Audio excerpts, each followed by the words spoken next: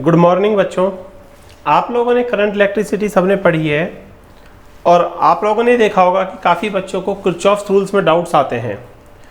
बच्चे किसी भी क्वेश्चन को देखते हैं तो पहली बात तो ये नहीं समझ पाते कि ये रूल किरचॉफ से होगा विदाउट किरचॉफ होगा, और दूसरा अगर वो ये समझ पाते हैं कि किरचॉफ से होगा तो बच्चों को काफ़ी प्रॉब्लम होती है कि ये क्वेश्चन किरचॉफ रूल से कैसे होगा। तो आज हम इस वीडियो में कुछ क्वेश्चंस करेंगे जो किरचॉफ्स रूल्स के सेकंड रूल, किरचॉफ का सेकंड रूल कौन सा था? Loop rule. आज हम वो क्वेश्चंस करेंगे जो लूप रूल किरचॉफ के सेकंड रूल से रिलेटेड हैं। किससे रिलेटेड है? सेकंड रूल लूप रूल से। तो बेटे लूप रूल सबसे पहली बात कहता क्या है? न्यूमेरिकल्स को करने से पहले at first we should know what is loop rule. Loop rule क्या कहता है? लूप रूल कहता है in any closed part of an electric circuit, in any closed part of an electric circuit, electric circuit के any closed part, circuit के किसी भी closed part में सम ऑफ, सर्किट के किसी भी क्लोज्ड पार्ट में सम किसका? सम ऑफ प्रोडक्ट्स ऑफ, प्रोडक्ट्स का, किसके प्रोडक्ट्स का? Current and resistances of, current and resistances of corresponding branches is equal to net EMF of that closed part, At first we should know what is loop rule. बेटे loop rule क्या कहता है? Electric circuit के इन any closed part, circuit के किसी भी closed part में, circuit के किसी भी क्लोज्ड पार्ट में करंट और रेजिस्टेंसेस के प्रोडक्ट का सम, करंट और रेजिस्टेंसेस के प्रोडक्ट का सम ऑफ करस्पॉन्डिंग ब्रांचेस कितना होता है? Net EMF of that closed part. It means आप जो भी क्लोज्ड पार्ट लोगे, उसकी जो डिफरेंट ब्रांचेस उनमें करंट और रेजिस्टेंसेस के प्रोडक्ट का सम, करंट और रेजिस्टेंसेस के प्रोडक्ट का सम कितना होगा? उस पार्ट की नेट ईएमएफ कितना होगा? उस पार्ट की नेट ईएमएफ। ओके। अच्छा बेटा एक अजम्पशन हो रहा है, जो करंट और ईएमएफ क्लॉकवाइज है, क्लॉकवाइज ऐसे ही चलता है, जो करंट और ईएमएफ क्लॉकवाइज है उन्हें पॉजिटिव मानेंगे, और जो करंट और ईएमएफ एंटी क्लॉकवाइज हैं, कैसी हैं? एंटी क्लॉकवाइज, उन्हें नेगेटिव मानेंगे। ओके। तो मैं एक बार लास्ट में फिर से रिपीट करूंगा। लूप रूल क्या कहता है? लूप रूल कहता है सर्किट के एनी क्लोज्ड पार्ट, सर्किट के किसी भी क्लोज्ड पार्ट में करंट और रेजिस्टेंसेस के प्रोडक्ट्स का सम, करंट और रेजिस्टेंसेस के प्रोडक्ट का सम कितना होता है? उस क्लोज्ड पार्ट की नेट ईएमएफ। और एजम्पशन क्या होगी? जो करंट और ईएमएफ क्लॉकवाइज है, क्लॉकवाइज जैसे घड़ी चलती है, जो करंट और ईएमएफ क्लॉकवाइज है उन्हें पॉजिटिव लिया जाएगा, और जो करंट और ईएमएफ एंटी क्लॉकवाइज है उन्हें नेगेटिव लिया जाएगा। ओके।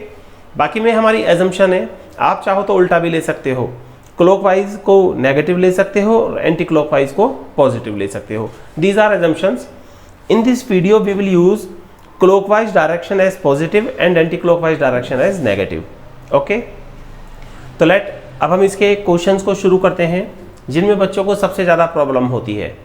तो अब हमारा फर्स्ट क्वेश्चन, या फिगर देख रहे हो, हमारा फर्स्ट क्वेश्चन है इन the given figure calculate current through each resistor. इस गिवन फिगर में हर रजिस्टर का करंट बताओ। इन the given figure calculate current through each resistor, her register का करंट बताओ, किसमें कितना करंट होगा। ओके। तो बेटे किरचॉफ में थोड़ा सा हम स्लो चलेंगे, क्योंकि स्लो चलोगे तभी समझ आएगा। किरचॉफ से जब भी कोई क्वेश्चन आता है तो सबसे पहली बात उसमें मेजर बात होती है करंट का डिस्ट्रीब्यूशन। आप उसमें करंट को कैसे डिस्ट्रीब्यूट करोगे? तो किरचॉफ के किसी भी क्वेश्चन में सबसे मेन बात होती है करंट का डिस्ट्रीब्यूशन। आप करंट को कैसे डिस्ट्रीब्यूट करोगे, पहली बात। दूसरी बात, आपको इस फिगर में 3 सेल दिखाई दे रहे हैं, तो अब ऐसा नहीं है कि 3 सेल है तो हम तीनों का करंट लेंगे। No, it is not possible. ये जरूरी नहीं है हम हर सेल का या हर बैटरी का करंट लें, क्योंकि हर बार ये पॉसिबल नहीं हो सकता। ओके, तो अब हम शुरू करते हैं क्वेश्चन को, तभी सीख पाओगे। क्वेश्चन में कहता है इस फिगर में calculate current through each branch, हर ब्रांच का करंट बताओ, किसका कितना करंट है। तो शुरू करते हैं बेटे। कंसीडर हम 2 बैटरीज का करंट ले लेते हैं। लेट इससे करंट आ रहा है, हम कोई भी 2 बैटरीज लेंगे। लेट इस सेल से करंट आ रहा है I1, ये I1 करंट ऊपर जाएगा यहाँ से I1, और इसके पॉजिटिव से करंट आ रहा है I2। करंट की डायरेक्शन होती है ना पॉजिटिव से नेगेटिव, तो इसके पॉजिटिव से I1 निकला और इसके पॉजिटिव से I2 निकला, और ये दोनों इसमें एंट्री मार गए। कितना करंट हो गया? I1 plus I2। कितना करंट हो गया? I1 plus I2। ओके, अब यहाँ पर आपको 2-3 इश्यूज़ हैं। पहले हम इश्यूज़ की बात करेंगे। पहला इशू है सर आपने 2 बैटरीज का करंट क्यों लिया? आपने इसका करंट लिया I1 यहाँ ऊपर आया, इसका करंट लिया I2 नीचे आया, इसका भी तो लेना था करंट। चलो ठीक है, मैं इसका भी लेता हूँ। यहाँ से I1 आया, यहाँ से I2 आया, और इसके पॉजिटिव से I3 निकला, इसके पॉजिटिव से I3 निकल के यहाँ पहुँच गया। अब बताओ सारे करंट यहाँ पहुँच गए, यहाँ पर, यहाँ से I1, ऊपर से I2, यहाँ से I3, तो तीनों करंट यहाँ पहुँच गए। अब बताओ करंट जाएगा कहाँ? भाई करंट निकलेगा तो कहीं जाएगा भी तो सही।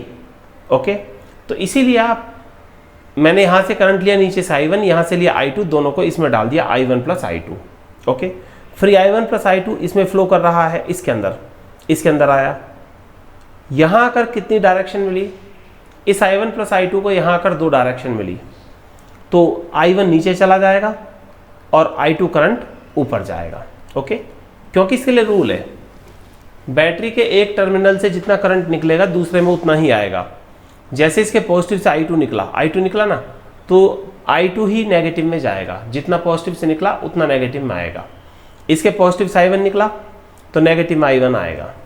ओके, तो सबसे पहली बात है करंट का डिस्ट्रीब्यूशन, हमने करंट को डिस्ट्रीब्यूट कर दिया है।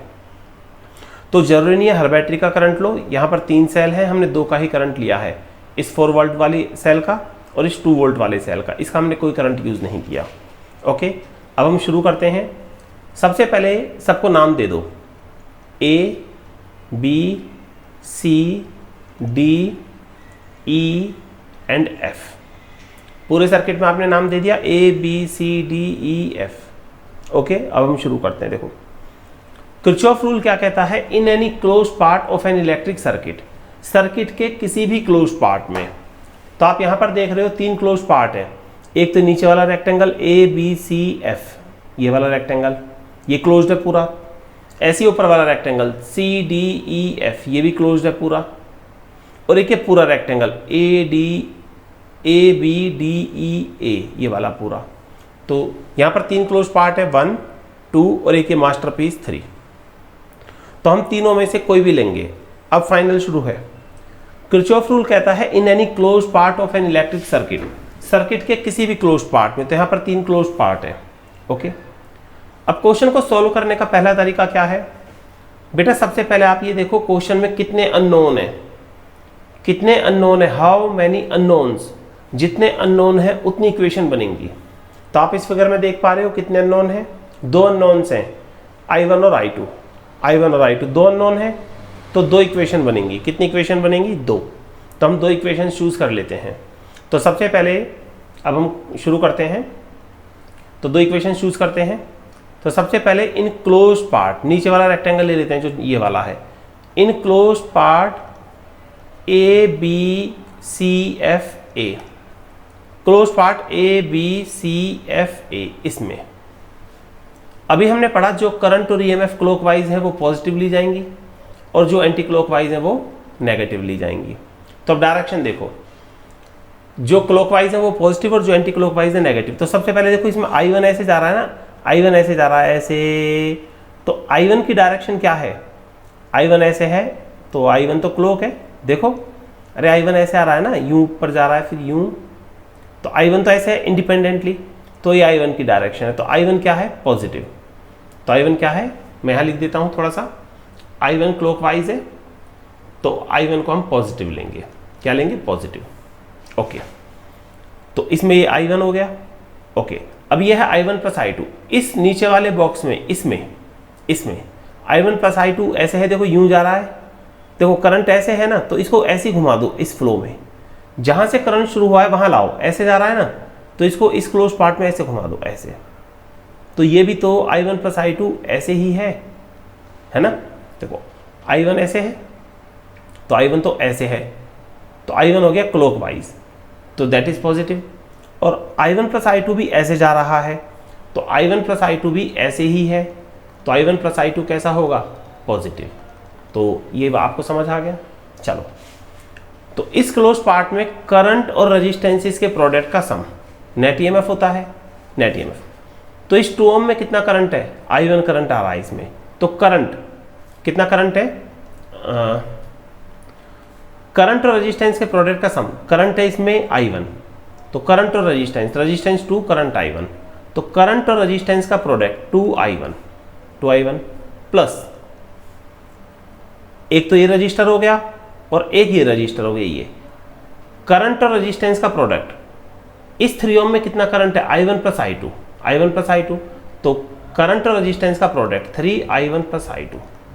तो करंट और रेजिस्टेंसेस के प्रोडक्ट का सम कितना होता है, नेट ईएमएफ, कितना होता है, नेट ईएमएफ। एक बार हम ये फालतू की चीज़ों को भी एक बार हटा देते हैं, तो क्योंकि करंट का साइन तो हम ले चुके हैं, ठीक है। अब हम ईएमएफ की बातें करेंगे, ईएमएफ का साइन आप कैसे लोगे, तो देखते हैं ईएमएफ की डायरेक्शन कैसे लोगे आप।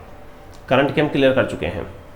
ईएमएफ की डायरेक्शन हमेशा पॉजिटिव से नेगेटिव होगी, कहाँ से कहाँ, पॉजिटिव से नेगेटिव। इस सेल की ईएमएफ पॉजिटिव से नेगेटिव, देख सकते हो ऐसे आएगी, पॉजिटिव से नेगेटिव, ओके। तो इट इज क्लॉकवाइज, तो 4 वोल्ट तो पॉजिटिव होगा, कैसा होगा, पॉजिटिव, क्लॉकवाइज है। अच्छा, ये बैटरी है 1 वोल्ट की, इसकी ईएमएफ किस डायरेक्शन में होगी, पॉजिटिव से नेगेटिव, पॉजिटिव से नेगेटिव ऐसे होगी ना इसकी, देख सकते हो यहाँ थोड़ी सी फिगर में जगह नहीं है, तो इसलिए चलो ये तो आ गया। 4 वोल्ट तो पॉजिटिव से नेगेटिव ऐसे होगी क्लॉकवाइज, तो 4 वोल्ट तो पॉजिटिव हो गई, कैसी होगी, 4 वोल्ट पॉजिटिव, ओके। अब हम चलते हैं आगे। तो बेटे जैसा कि अभी बताया कि ये जो बैटरी है ऑफ ईएमएफ 4 वोल्ट, इसकी ईएमएफ किस डायरेक्शन में होगी, इसकी ईएमएफ है पॉजिटिव से नेगेटिव ऐसे, तो इसकी ईएमएफ पॉजिटिव से नेगेटिव ऐसे है क्लॉकवाइज, और हमने कहा था क्लॉकवाइज करंट, क्लॉकवाइज को पॉजिटिव लेंगे, तो इसकी ईएमएफ तो होगी +4 वोल्ट। अच्छा, अब इस क्लोज पाथ में इस बैटरी की ईएमएफ 1 वोल्ट की, देखो पॉजिटिव से नेगेटिव चलाओ ऐसे, पॉजिटिव से नेगेटिव गई ऐसे, तो इसकी ईएमएफ है एंटी क्लॉक। एंटी क्लॉक को क्या लेंगे, नेगेटिव, तो 4 - 1, क्योंकि आपने पढ़ा था करंट और रेजिस्टेंस के प्रोडक्ट का सम कितना होता है, नेट ईएमएफ। तो नेट ईएमएफ होगी इसकी +4 और इसकी -1, कितनी हो गई, 3। तो इसको हम आगे लिख सकते हैं 2I1 + 3I1 5I1, 2I1 + 3I1 5I1 + 3I2 = 3। ये हमारी बन गई इक्वेशन नंबर 1। क्या बन गई बेटा, इक्वेशन नंबर 1।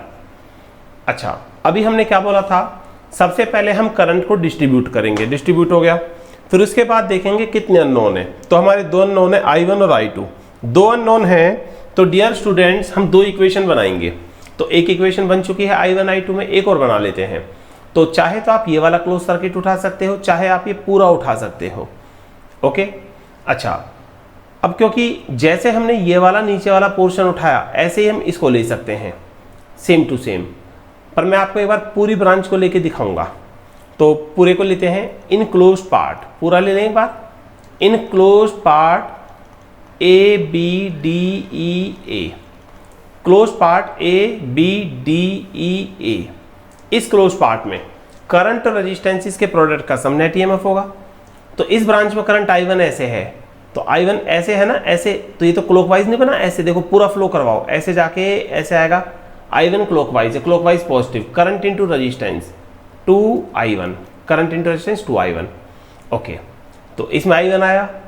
अब क्योंकि हम ये पूरा क्लोज पार्ट ले रहे हैं ये वाला, तो बीच वाला इग्नोर कर दो, ये मान के चलो ये है ही नहीं, क्योंकि इसका नाम कहीं नहीं आया। हम ले रहे हैं ABDEA, ये ले रहे हैं ना, तो CF का तो कहीं नाम ही नहीं है, इसे इग्नोर करो। तो I1 इसमें आया, और इस 4 ओम में कितना जा रहा है, 4 ओम में है I2। अच्छा, I2 ऐसे जा रहा है ना ऊपर, तो I2 ऐसे है आपका, देखो ऐसे जा रहा है I2 ऐसे, तो I2 की डायरेक्शन है एंटी क्लॉकवाइज, तो नेगेटिव होगा। तो करंट नेगेटिव है माइनस का, current into resistance 4I2 current into resistance equal to net EMF. इस क्लोज पार्ट में 2 बैटरी हैं, 2 सेल हैं, इसकी EMF क्लॉकवाइज पॉजिटिव 4 और इस सेल की पॉजिटिव से नेगेटिव, EMF हमेशा पॉजिटिव से नेगेटिव होगी, पॉजिटिव से नेगेटिव, ये है एंटी क्लॉक -2। तो ये हमारा कितना आ गया 2i1 - 4i2 इक्वल टू 2 या आप 2 से डिवाइड कर दो, i1 - 2i2 = 1। अब आपकी ये दो इक्वेशंस आ गई हैं। आपको बताया था जितने अननोन है उतनी इक्वेशंस बना लो। 2 अननोन थे, 2 इक्वेशन बना ली है, दोनों i1 i2 में है। अब इन दोनों को सॉल्व कर लो, आपका i1 i2 आ जाएगा। तो लेट एक बार इसको हम सॉल्व करते हैं थोड़ा सा, तो आगे देखते हैं। देखो बेटे, अब तो इक्वेशन नंबर 1 है और ये 2 है। हम ऐसा करते हैं, फर्स्ट इक्वेशन को 2 से मल्टीप्लाई कर देते हैं प्लस सेकंड इक्वेशन को 3 से मल्टीप्लाई कर देते हैं और ऐड कर देते हैं, इसका 2 टाइम्स और इसका 3 टाइम्स। अब तो ये 10th क्लास वाला मैथमेटिक्स है, फर्स्ट और सेकंड को सॉल्व करके आप आंसर निकाल सकते हो। हम तो निकाल लेते हैं एक बार। इसको 2 से मल्टीप्लाई करो और इसे 3 से मल्टीप्लाई करो, तो ये कितना आ गया 2 5 = 10i1 प्लस 2 3 = 6i2 = 6। इसे 3 से करो, 3i1 - 6i2 = 3। अच्छा, इनको जब आप ऐड करोगे तो ये तो कैंसिल हो जाएंगे, तो ये कितना आया 13i1 = 9। तो i1 कितना आ गया 9/13 एम्पियर। तो आपका एक करंट आ चुका है 9/13 एम्पियर। अब इस i1 की वैल्यू को आप चाहे फर्स्ट में रखो या सेकंड में, मैं सेकंड में रखूंगा क्योंकि ज़्यादा आसान लगता है मुझे सेकंड में रखना यहाँ पर। तो 9/13 - 2i2 = 1। ओके, ये आ गया। तो इसको सॉल्व करोगे तो कितना आएगा आपका, दैट मीन्स 2i2 = कितना हो गया, ये यहाँ जाएगा, यहाँ आएगा 9/13 - 1, ये वहाँ जाएगा। तो दैट मीन्स 2i2 कितना हो गया, ये हो गया -4/13, या i2 कितना आ गया, i2 आ गया -2/13 एम्पियर। ओके, तो आपके दोनों करंट आ चुके हैं, i1 भी और i2 भी। ओके, एक 9/13, एक -2/13। अब आप सोचोगे करंट नेगेटिव तो होता नहीं है, तो नेगेटिव कैसे आ गया। तो देखो i2 नेगेटिव है ना, तो नेगेटिव का मतलब पता है क्या है, i2 है तो 2/13, बस डायरेक्शन अपोजिट है। i2 है 2/13 पर डायरेक्शन अपोजिट है, वो ऐसे नहीं जा रहा, वो ऐसे आ रहा, उल्टा आ रहा है, ऐसे जाने की जगह वो ऐसे आ रहा है, मतलब CDEF की जगह FEDC है उसकी डायरेक्शन। ओके, तो क्वेश्चन था calculate current through each resistor, सबका करंट बताना है। तो 2 ओम का कितना करंट है 9/13, इसका 9/13 और इसका 2/13 आया था, तो 2 ओम और 4 ओम के निकाल लिए हैं, है ना। So current through 2 ohm resistor, 2 ओम का था i1 = 9/13 ampere. Current through 4 ohm resistor, 4 ओम का कितना था i2, 2/13 ही रहेगा, डायरेक्शन उल्टी हो गई, आप ब्रैकेट में लिख सकते हो फ्रॉम दिस, जो भी है। और जो हमारा 3 ओम का रजिस्टर है उसमें कितना करंट है, ये जो हमारा 3 ओम का है, इसमें है i1 + i2, कितना करंट है i1 + i2। तो i1 + i2 करो, 9/13 - 2/13, तो i1 + i2 करो, कितना आया 9/13 - 2/13, 7/13 एम्पियर। आपका ये आंसर आ चुका है, आपने सारे करंट्स निकाल लिए हैं। तो क्वेश्चन था find current through each branch, तो आप एक बार ये देख सकते हो, पूरा आपका आंसर आ चुका है और ये टॉपिक आपका, ये वाला क्वेश्चन कंप्लीट हो गया है। तो इस क्वेश्चन को आप 1 टाइम में देख सकते हो, ये पूरा क्वेश्चन आपका हो चुका है। तो सारी फिगर आपके सामने है, पूरा सॉल्यूशन आपके सामने है। अब हम अपना नेक्स्ट क्वेश्चन आगे चलाते हैं, क्वेश्चन नंबर 2। तो बेटे क्वेश्चन नंबर 2 क्या है देखते हैं। यह है हमारा क्वेश्चन नंबर 2। क्वेश्चन नंबर 2 में कहता है इन the given figure calculate reading of ammeter. In the given figure calculate reading of ammeter. बेटा इस फिगर में आपको अमीटर की रीडिंग बतानी है। अच्छा, अमीटर क्या बताता है, अमीटर करंट बताता है। इट मीन्स आपको ये बताना है इस ब्रांच AC में कितना करंट है, आपको अमीटर की रीडिंग बतानी है। अमीटर करंट बताता है, तो आपको ये बताना है इस ब्रांच AC में कितना करंट है। ओके, 4 सेल लगे हुए हैं, इनकी ईएमएफ कितनी है 2 वोल्ट, 1 वोल्ट, 3 वोल्ट, 1 वोल्ट। और इंटरनल रेजिस्टेंसेज ये जो साइड में लिखे हैं ना ये इंटरनल है, इसका 2 ओम इंटरनल, 1 ओम, 3 ओम, 1 ओम। तो क्वेश्चन है calculate reading of ammeter, ammeter की रीडिंग बताओ। It means you have to find इस ब्रांच में कितना करंट है। तो लेट अब शुरू करते हैं। ओके बेटा, तो शुरू करते हैं। चलो बेटे कंसीडर करो यहां से आपका आई करंट आ रहा है। कितना करंट आ रहा है आई, ऊपर से आई करंट आया, चलो इसको I1 मान लेते हैं। यहां से आया I1 करंट, यहां आ गया, और यहां से आया I2 करंट। तो यहां से I1 आया, कितना आया I1, और यहां से चला I2, कितना करंट चला I2। तो ये दोनों मिलकर यहां चले गए, इसमें टोटल करंट कितना हो गया I1 प्लस I2। तो क्वेश्चन है calculate reading of ammeter, ammeter की रीडिंग बताओ। It means you have to find ammeter में कितना करंट है, इट मीन्स ब्रांच एसी में कितना करंट है।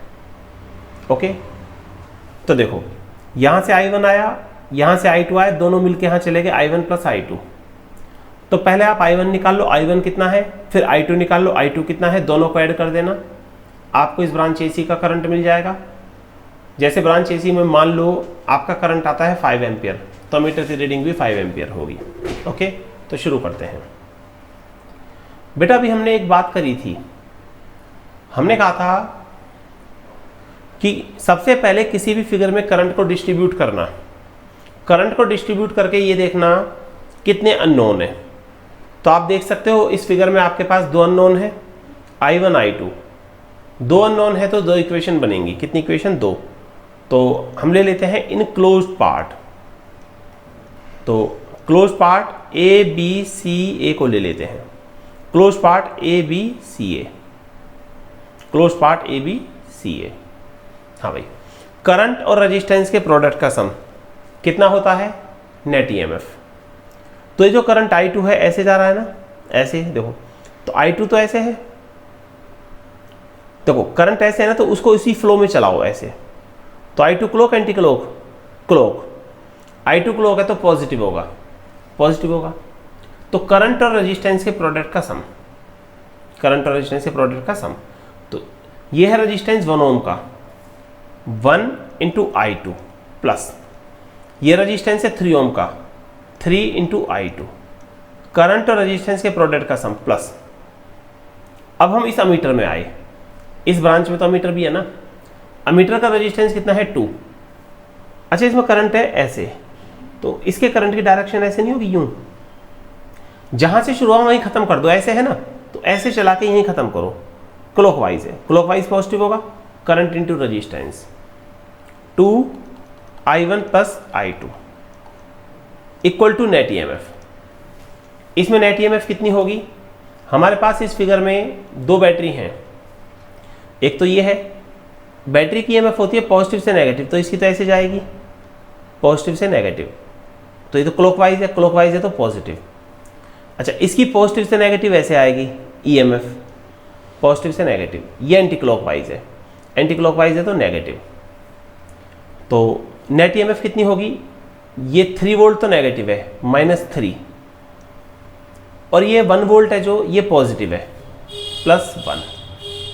ओके तो इसको अब कर लेते हैं हम, क्या हो गया I2 plus 3I2 4I2, 4I2 plus 2I2 6I2, तो ये हो गया हमारा 6I2 प्लस 2I1, 2I1 भी है ना, इक्वल टू नेट ईएमएफ कितनी है -3 प्लस 2, -3 प्लस 1 -2, -3 प्लस 1 -2, तो 2 से डिवाइड कर दो, I1 plus 3I2 equal to -1। 2 unknown है तो 2 इक्वेशन बनानी है, एक इक्वेशन बन चुकी है। ओके अब हम लेते हैं ये वाला क्लोज पार्ट, ये जो दूसरा ट्राइंगल है, चाहो तो आप पूरा स्क्वायर या रेक्टेंगल भी ले सकते हो, हमें तो 2 पार्ट चाहिए। Close part ACDA, close part ACDA, ACDA। हाँ भाई, करंट और रेजिस्टेंस के प्रोडक्ट का सम, तो देखो ये करंट I1 ऐसे है ना, I1 ऐसे है, तो देख सकते हो ये तो एंटी क्लॉकवाइज है, तो I1 एंटी क्लॉकवाइज है तो नेगेटिव होगा। क्या होगा? नेगेटिव। तो current into resistance -2I1, current into resistance, ये रजिस्टेंस 1 ओम है ये वाला, -1 इंटू I1, रजिस्टेंस 1 है ना। अच्छा, इसमें करंट I1 प्लस I2 ऐसे जा रहा है, तो इस सर्किट में तो I1 प्लस I2 ऐसे होगा ना। देखो ऐसे जाके ऐसे, ये भी एंटी क्लॉक है तो ये भी नेगेटिव होगा। तो minus current I1 plus I2 negative होगा। करंट इंटू रजिस्टेंस, रजिस्टेंस कितना है ये 2 ओम का, इक्वल टू नेट EMF। इसमें 2 बैटरी हैं, 2 सेल हैं, EMF होती है पॉजिटिव से नेगेटिव। इसकी देखो ये वाली EMF पॉजिटिव से नेगेटिव होती है ना। तो पहले हम बना लेते हैं इनको प्रॉपरली ताकि किसी तरह का कंफ्यूजन ना रहे। इसकी EMF पॉजिटिव से नेगेटिव ऐसे है, तो ऑब्वियसली किस डायरेक्शन में है? एंटी क्लॉकवाइज, नेगेटिव, तो -2 वोल्ट।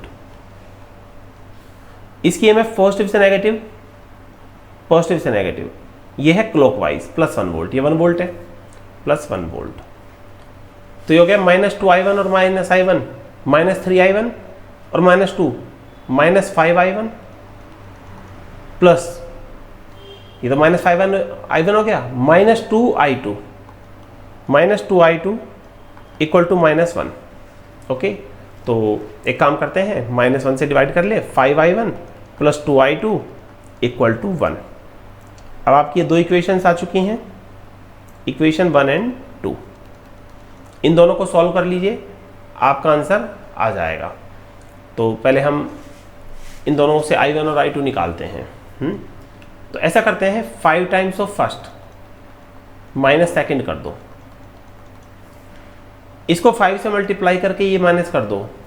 तो वैसे तो देखो आप सब लोग सॉल्व कर सकते हो, 12th क्लास के बच्चे हो तो 12th क्लास के बच्चे 10th का मैथ्स कर सकते हैं। 5I1 plus 15I2 equal to -5, और ये कितना है? 5I1 plus 2I2 equal to 1। तो माइनस करेंगे तो माइनस करने में ये माइनस हो जाएगा, तो ये कैंसिल हो गए दोनों, 5I1 माइनस 5I1। ये कितना बचा? 13I2 equal to -5 -1 -6। तो डोंट वरी, I2 कितना आ गया? -6/13 एम्पियर।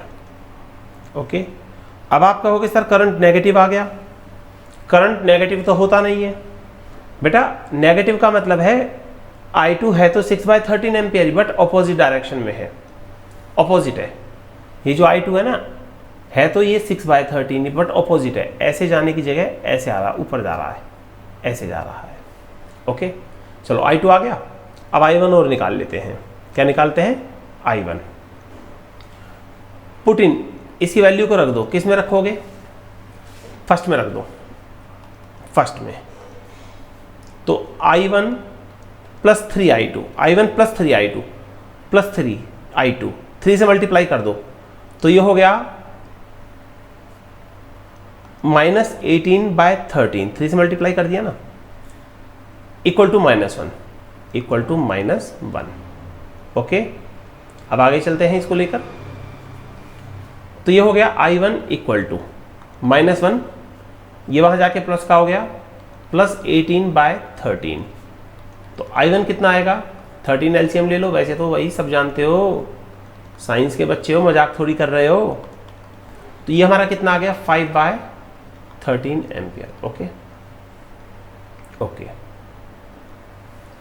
अब क्वेश्चन में था give reading of ammeter. Question तुम्हारा ये था ना, calculate reading of ammeter. Ammeter की रीडिंग बताओ, इट मीन्स आपको ये बताना है, अमीटर की रीडिंग बताओ, इट मीन्स आपको ये बताना है इस ब्रांच AC में कितना करंट है। तो AC में कितना करंट है? I1 plus I2। कितना करंट है? I1 plus I2। So reading of ammeter, ammeter की रीडिंग कितनी होगी? Is equal to I1 plus I2, and that is I1 5/13, I2 -6/13। तो प्लस करोगे तो कितना आएगा? -1/13 एम्पियर। तो सो नेक्स्ट उसमें लिख लेते हैं हम -1/13 का मतलब 1/13 एम्पियर।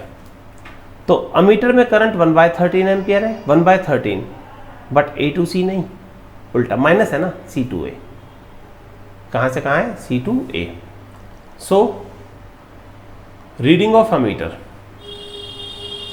तो रीडिंग ऑफ अमीटर कितनी हो गई? कितनी होगी भाई? 1/13 एम्पियर, और वो भी करंट कहाँ से कहाँ है? From C2A। ओके, कहाँ से कहाँ है? C2A। ओके, देख सकते हो, क्योंकि आपका करंट नेगेटिव आया है ना, तो ऊपर की जगह वो नीचे है। चलो हो गया। Second part, calculate potential difference across terminals of cell. ये 4 सेल हैं, 1 2 3 4, चारों के अक्रॉस पोटेंशियल डिफरेंस बताना है। क्या बताना है? Potential difference. ओके, तो सबसे पहले हम इसको ले लेते हैं, एक को कर लेते हैं, जैसे एक होगा सारे होंगे इसके अक्रॉस, CD के अक्रॉस। ओके, तो भैया इसके across potential difference, it means you have to find C से D के बीच। C से D के बीच पोटेंशियल डिफरेंस कितना होगा? V equal to E minus I R. V निकालना है पोटेंशियल डिफरेंस यहाँ से यहाँ तक, E EMF है 2E माइनस I1 निकाल चुके हैं, R है 2 ओम। ओके, आई थिंक यहाँ तक सबको समझ आ गया होगा। चलते हैं आगे।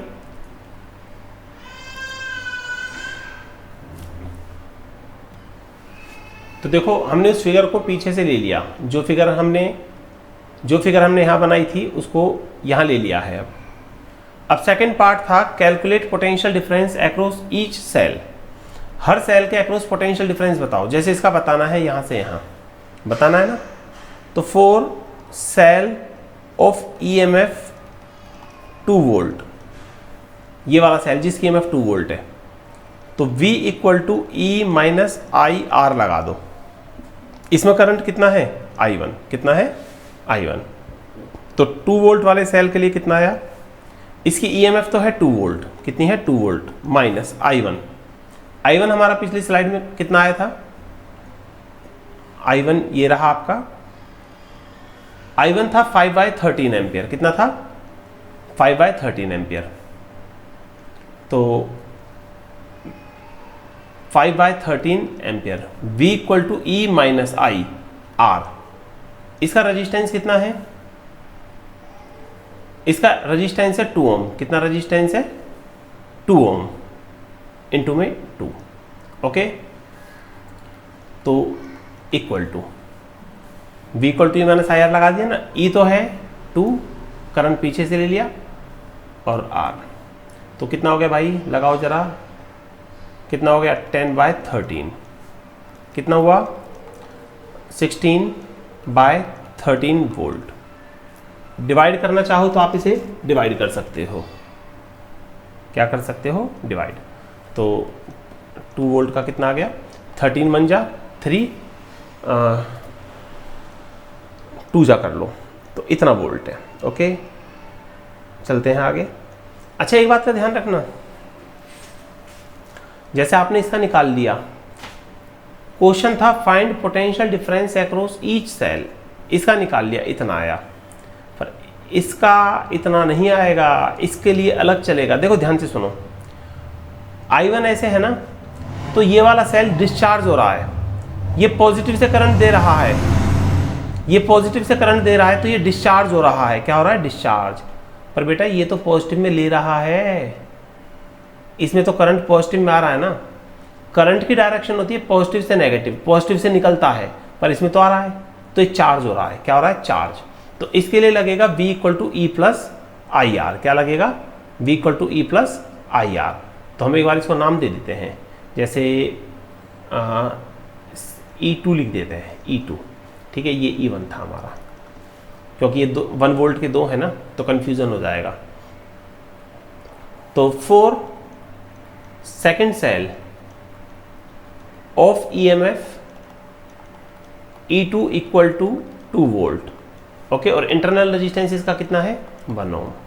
कितना है? आई थिंक इसमें E2 1 वोल्ट है, E2 1 वोल्ट और इंटरनल भी 1 वोल्ट है। तो E2 1 है, तो इसको हटा देंगे यहाँ से, ये बंद कर देते हैं, 1 है। ओके। तो एज इट इज चार्जिंग, बेटे ये सेल क्या हो रहा है, charge. As it is charging, so इस सेल के लिए V equal to E, V2 लिख देता हूँ, V इक्वल टू ई, या 2 नहीं लिखते, 2 हम पहले यहाँ लिख चुके हैं ना, 2 वोल्ट का। V equal to E minus I, current I1 है, R इंटरनल। अच्छा ये चार्ज हो रहा है, एज इट इज चार्जिंग, तो यहाँ प्लस आएगा। EMF कितनी, 1 प्लस I1 कितना था, पीछे देखा था 5/13, और इंटरनल कितना है, 1। तो आपका ये आंसर आ जाएगा, कितना आएगा, 13 + 5 18/13 वोल्ट। डिवाइड करना चाहो कर लेना, ओके, डिवाइड करना चाहो कर लेना। बेटा इसी तरह से अगर इस फिगर में बात करें हम, तो इसमें आप खुद निकालना, हम जैसे इसके 2 की निकाल चुके हैं ऐसे इन 2 की निकालना। तो हमारा सेकंड क्वेश्चन कंप्लीट हो चुका है। तो इस तरह से बहुत सारे क्वेश्चंस मिलेंगे आपको करने के लिए। एक और कर लेते हैं हम, क्योंकि क्वेश्चंस की कोई लिमिट नहीं है इसमें किरचॉफ में।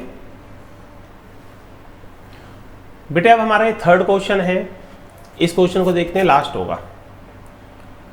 इन the given figure if there is no current through the branch BE, बेटा इस फिगर में अगर इस ब्रांच BE में कोई करंट नहीं है, इस ब्रांच BE में कोई करंट नहीं है, then calculate current in the circuit. तो सर्किट में करंट बताओ कितना है।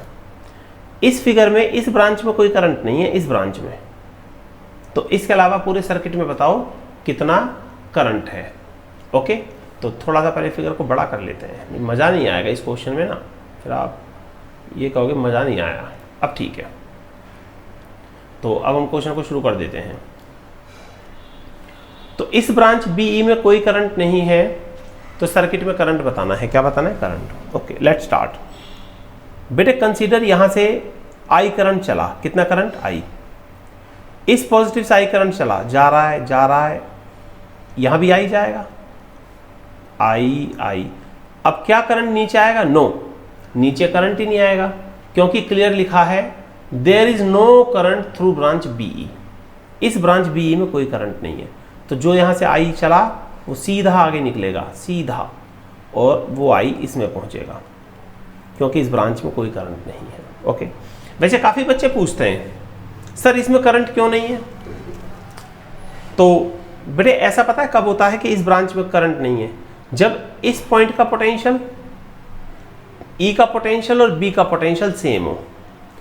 तो जैसे लेट इसका पोटेंशियल 2 वोल्ट है, तो इसका भी 2 वोल्ट होगा, तो दोनों का पोटेंशियल सेम है, 2 वोल्ट, तो there is no potential difference across this branch. अरे B का पोटेंशियल भी 2 वोल्ट, लेट मैंने लेट किया है, और E का पोटेंशियल भी 2 वोल्ट लेट किया है, तो B और E का पोटेंशियल डिफरेंस कितना होगा, 0। इनके बीच कोई पोटेंशियल डिफरेंस ही नहीं है, और जब पोटेंशियल डिफरेंस नहीं है तो करंट नहीं होगा। अब आगे समझ। तो काफ़ी बार बच्चे कह देते हैं कि ये समझ नहीं आया कि इसमें करंट क्यों नहीं होगा। तो आगे चलते हैं। हाँ भाई, वैसे तो काफ़ी कुछ एक्सप्लेन कर दिया है, अब शुरू करना है। तो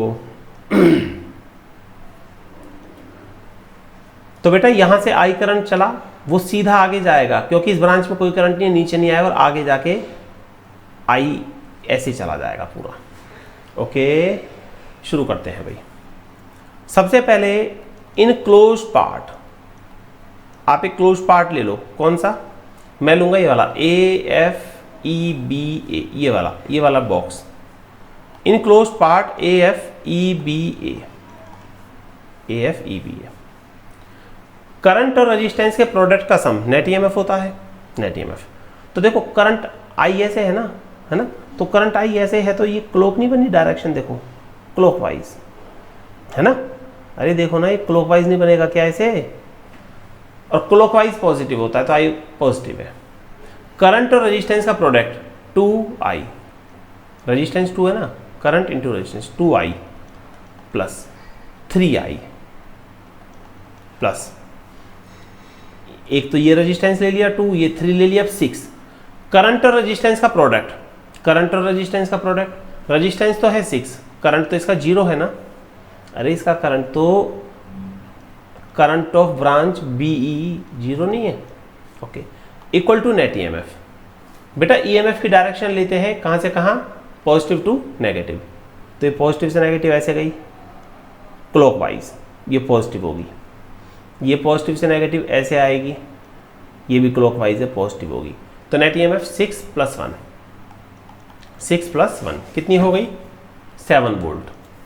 तो ये हमारा हो गया 2i + 3i 5i, 5i = 7 volt. तो i कितना हो गया 7/5, दैट मीन्स 1.4 एम्पियर। लो जी, आपका पहला पार्ट तो हो गया। फर्स्ट पार्ट क्या था, calculate current in the circuit. तो सर्किट में 1.4 एम्पियर है, क्योंकि जो आई यहाँ से चला वो सारे में ही जाएगा ना, आई यहाँ भी तो आई रहेगा, ओके, क्योंकि इसमें तो आना ही नहीं है, सारा गोल गोल बाहर बाहर घूमता रहेगा। तो आपका फर्स्ट पार्ट हो गया calculate current in the circuit. कितना करंट आया 1.4 एम्पियर। तो ये क्वेश्चन हमारा हो चुका है। पर बेटा इस क्वेश्चन में मैंने अभी एक जनरल बात लगाई है, काफ़ी बच्चे इस मेथड से करते हैं जिस तरह से हमने किया है। ठीक है, बच्चे क्या करते हैं, अभी ध्यान से सुनना, मैंने तो इसलिए कर दिया, मेरा बोर्ड तो इरेजेबल है, मिटा के कर दूंगा, ठीक है। अब ध्यान से सुनना, क्योंकि हमेशा पहले वो देखो जो बच्चे सोचते हैं, उसके बाद वो करो जो एक्चुअल है। बच्चे क्या करते हैं, इस पूरी ब्रांच को इग्नोर कर देते हैं। बच्चे कहते हैं इस ब्रांच में करंट ही नहीं है, इस ब्रांच में करंट नहीं है तो ये डेड आर्म है, इसे हटा दो। नहीं बेटा, अगर मैंने पूरा क्लोज पार्ट लिया है तो मुझे पूरा कंसीडर करना पड़ा। तो जैसे इसमें मैंने ये लिया 6 × 0, तो ऐसे ही इस बैटरी की ईएमएफ भी काउंट की जाएगी। इसकी ईएमएफ पॉजिटिव से नेगेटिव, पॉजिटिव से नेगेटिव। तो ये कैसी है, ये भी तो क्लॉकवाइज है। कैसी है, क्लॉकवाइज, और क्लॉकवाइज है तो पॉजिटिव, तो यहाँ +3 भी लगेगा। क्या लगेगा, +3 नेट ईएमएफ। तो कितना हो गया, तो इसको थोड़ा सा हम पहले इरेज कर देते हैं। हमारा ये पोर्शन इरेज होना है ओनली, और कुछ नहीं होना, ओके। अब देखते हैं, तो ये हो गया 6 + 1 7 + 3 10, तो करंट हो गया 10/5, दैट इज 2 एम्पियर। बस ये ध्यान रखना, बच्चे हमेशा क्या करते हैं, इसको पूरा छोड़ते हैं, इसलिए पहले मैंने उससे करके दिखाया। इसे छोड़ दोगे तो क्या होगा, आंसर नहीं आएगा, क्योंकि जब आपने ये क्लोज पार्ट उठाया है, ये वाला, तो हर पार्ट कंसीडर होगा 2 ohm 3 ohm 6 ohm, 2 ohm 3 ohm 6 ohm. Current I 0, I 0, तो बैटरी भी तीनों लगेंगी 6 1 3 6 1 3, ओके। चलो ओवरऑल फर्स्ट पार्ट हो गया। सेकंड पार्ट है वैल्यू ऑफ R निकालो। क्या निकालो, वैल्यू ऑफ R। तो R की वैल्यू इस पार्ट में ले लेते हैं। इन क्लोज पार्ट हमें कौन सा क्लोज पार्ट उठाओगे, BCDEB, BCDEB। इस क्लोज पार्ट में करंट और रेजिस्टेंस के प्रोडक्ट का सम क्या होता है, नेट ईएमएफ। इस क्लोज पार्ट में क्या होता है, नेट ईएमएफ। तो देखो ये करंट आई ऐसे है, क्लॉक एंटी क्लॉक, सोचो ये तो सर क्लॉक है, क्लॉक है तो पॉजिटिव होगा, तो IR, I current into resistance IR। और तो कोई रेजिस्टेंस नहीं है ना, देखो यहाँ नहीं है, यहाँ नहीं है, यहाँ तो ले लिया IR, यहाँ नहीं है, इसमें है। तो करंट और रेजिस्टेंस, बेटा करंट तो 0 है, इसका करंट तो 0 है, current into resistance 6 = net EMF. हाँ भाई, नेट ईएमएफ इसमें कितनी बैटरी है, देखो एक, इसकी ईएमएफ है पॉजिटिव से नेगेटिव, ऐसे पॉजिटिव से नेगेटिव, क्लॉकवाइज है पॉजिटिव, और इसकी पॉजिटिव से नेगेटिव ऐसे जाएगी, पॉजिटिव से इस नेगेटिव में, इसकी है एंटी क्लॉक, ये नेगेटिव होगी। तो 4 - 3, तो ये कितना हो गया, IR = 1, ये तो 0 हो गया।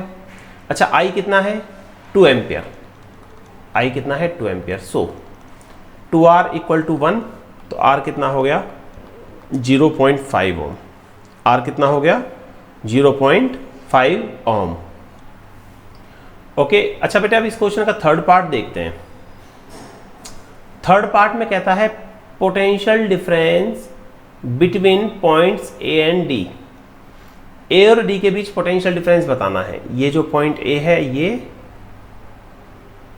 और ये जो पॉइंट डी है, ये इन दोनों के बीच क्या बताना है? Potential difference. क्या बताना है? Potential difference. पहले हम इस फिगर को कॉपी कर लेते हैं ताकि आगे करने में हमें ईज रहे। तो बेटे अब हम इसका नेक्स्ट पार्ट शुरू कर रहे हैं। कॉपी हमने कर ली है फिगर जितनी हमें चाहिए थी। ये है potential difference between points A and D. आपको इस पॉइंट ए और डी के बीच पोटेंशियल डिफरेंस बताना है। क्या बताना है? ए और डी के बीच पोटेंशियल डिफरेंस।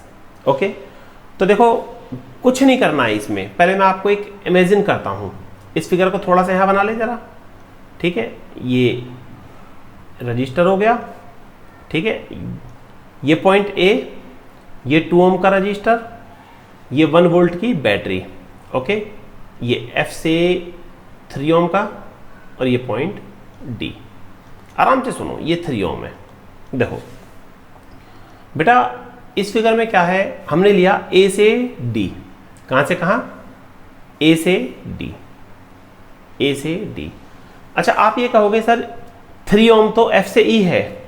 3 ओम कहां से कहां है? एफ से ई। बेटा ई और डी एक ही बात है, क्योंकि ई से डी कोई रजिस्टर नहीं है, कुछ भी नहीं है, सिर्फ ये एक कनेक्टिंग वायर है। क्या है? Normal connecting wire. ओके, तो आपको ए से डी निकालना है, तो ए से मैंने डी सीधा बना दिया। ई और डी एक ही बात है, तो इसलिए मैंने इसको डी लिख दिया। चलो अब देखते हैं, यहां से कितना करंट जा रहा था ऊपर? आई। कितना करंट था?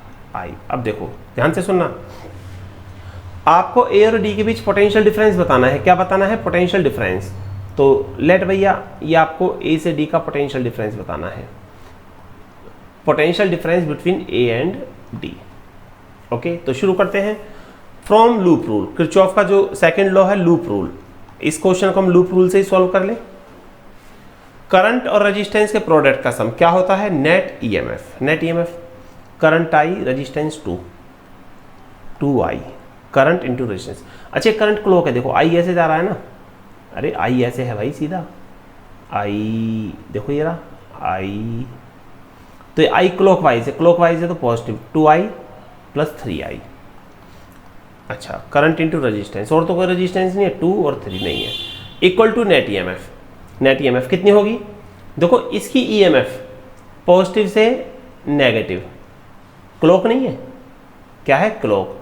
क्लॉक वाइज है तो पॉजिटिव 1 वोल्ट प्लस ए से डी निकालनी है। क्या निकालनी है? ए से डी की वोल्टेज।